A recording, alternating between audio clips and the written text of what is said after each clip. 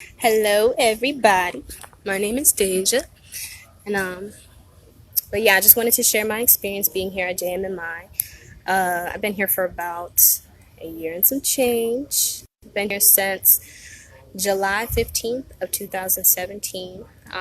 It definitely was, you know, a battle getting up here only because there was a lot of people out there saying, oh, have you seen about the ministry, have you seen what's really been going on, blah blah blah. And I'm like, okay, yeah, I've seen it, but I'm the type of person that's like, okay, I need to find out for myself before I go off of somebody else's opinion, only because anybody can say anything on the internet. Anybody can create anything, just like how they create movies and different things. They can manipulate everything just to make it seem one way. So I had to be the one to see it from my own eyes. I had to make that judgment call. I had to be the one to say, okay, let me choose. So I followed my heart. I asked God. I said, okay, Lord, is this a step that you want me to take? Is this a place where you want me to be? Is this where you're calling me to? And I got my answer. He told me to take a leap of faith and go. No matter what anybody else was saying, no matter what pastors, no matter what family members, no matter what friends were telling me, he said, just go, just trust me. So I was like, okay, I trust my God. So look, ran on over there, and it was a first for me. I never really traveled outside of the state. I used to live in Delaware. I never really traveled outside by myself. I never really went anywhere by myself. I didn't even like going to the store by myself. So it truly was a leap of faith, being in an unfamiliar place, being around people who I really didn't know too well, but I've come to know, I've come to love them as my brothers and sisters, and, as people that I've, really just come to get to know in the Lord. But basically, there's been some recent, things arising concerning the ministry, and I really just come to silence the lies just by sharing my testimony, just by sharing the different experiences that I've had being here. I remember the very first service that I came to. I I literally had stars in my eyes because of just how much glory and how much power really came into that service. And and it's one thing to see, people lay hands on somebody and pray for them and see them get healed. But it's another thing to be in the midst of thousands of people and people all the way in the back when the man of God is up front be healed. People who were in stretchers, people who were in wheelchairs, they were just getting up, walking to the front and saying, God touched me. I felt Jesus touch me. They felt heat going all in their body. They felt the power. They felt the electricity, everything. And they were healed. Recently we had a service called One Night with the King. And oh my gosh, this event literally touched my heart. I always want to cry just thinking about just how amazing that event was. But there was this one specific testimony that came up that really touched me. But there was a lady that came, and she came in a wheelchair. But the reason why she came in the wheelchair is because she didn't have a hip. She had absolutely no hip at all. They said that she had a hip replacement and it got infected, so they had to take it out. So she was wheelchair bound. So she was sitting in the wheelchair, and all of a sudden, a lot of things just start taking place, people getting healed, and they came up. But it was her daughter that literally started weeping.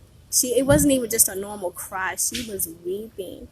And because her mom was healed, her mom literally started walking. She said she felt, the power of God come through her. She got up out of the wheelchair, was able to walk and everything.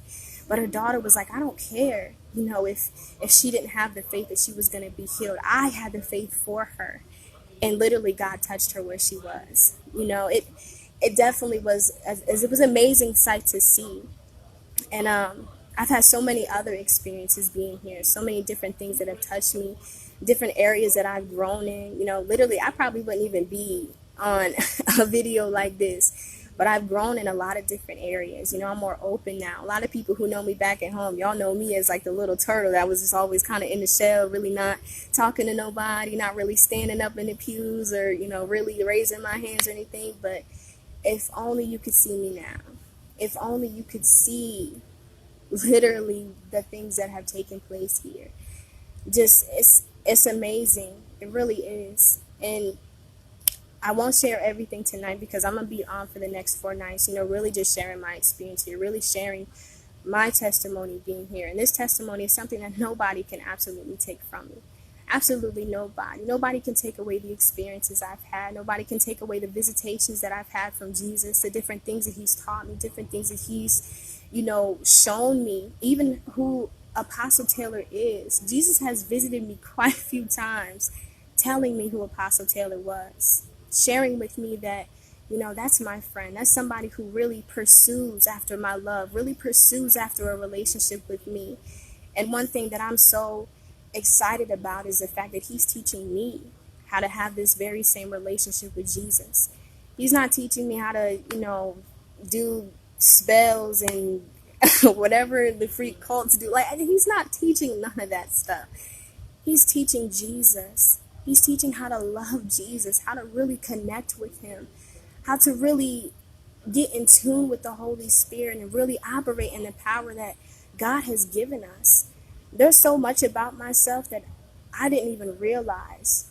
And it was funny because, I realized the enemy has really blinded me to a lot concerning the authority that I have.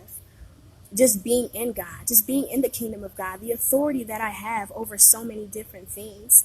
And I'm like, what? Like, I didn't know that I could, take dominion over this thing or take dominion over that or even just command my day. Something so, as simple as that. I didn't know these things. Literally, I thought my purpose was to be in a church, to be an usher, to whatever, pass the plate or whatever. But no, my call is bigger. It's bigger than all of that. And there's no place I would rather be. Where I was at before, I come from Delaware. And I'm going to be honest, I'm going to be straight up. You really don't see this type of stuff there. Delaware is a small place. And yes, you see, the prophetic operating. You see, different small healings and things, people, healing somebody of a headache or something. But you don't really see people getting up out of their wheelchairs. You don't really see people getting raised from the dead. You don't see people's blind eyes really being open.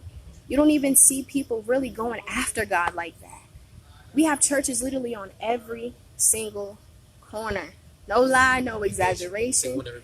And some people, like, they're like, oh, let's go to church, let's do this. They're so excited. But I'm like, you guys are missing the point. You guys are going every Sunday, but during the week, what are you doing? And a lot of you know what I'm talking about. You're not really pursuing after God. But here, Apostle Taylor has really taught me how to pursue God, how to really open my heart up to him, how to really let him in, let him soak my whole being, let him shape and mold me to be who he's called me to be.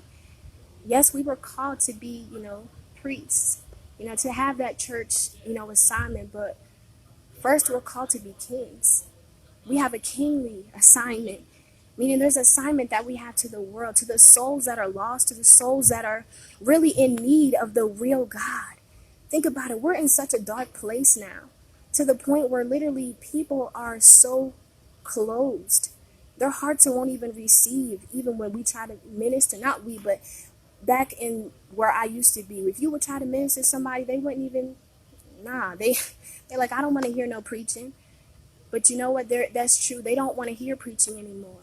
They want a true encounter with God, a real encounter. They want to be able to see his face. They want to see the person that people talk about all the time.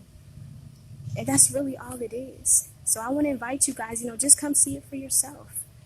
Just see what this place is. Ask God for yourself. Get on your knees and say, Lord, what is this place that everybody keeps talking about, that other people are, talking bad about, different things like that? Why are they being persecuted so bad? See it for yourself. Come here for yourself. Have enough heart to say, all right, I'm just going to go see with my own eyes and not listen to anybody else. But again, I'm going to be on here for the next few days, and I'm going to share more of my testimony, more of really the deeper things that I've seen, the things that I've experienced, the things that have really made me the person that I am today. So I'll talk to you guys soon, and, thank you for watching, and tune in tomorrow at 7 p.m. Central, 8 Eastern. Sorry, I'm still trying to get my time zones. Look, I have a Delaware education, and some of y'all know what that is. But yes, I'll talk to you guys tomorrow. I love you all, and I'll see you soon. All right, bye bye.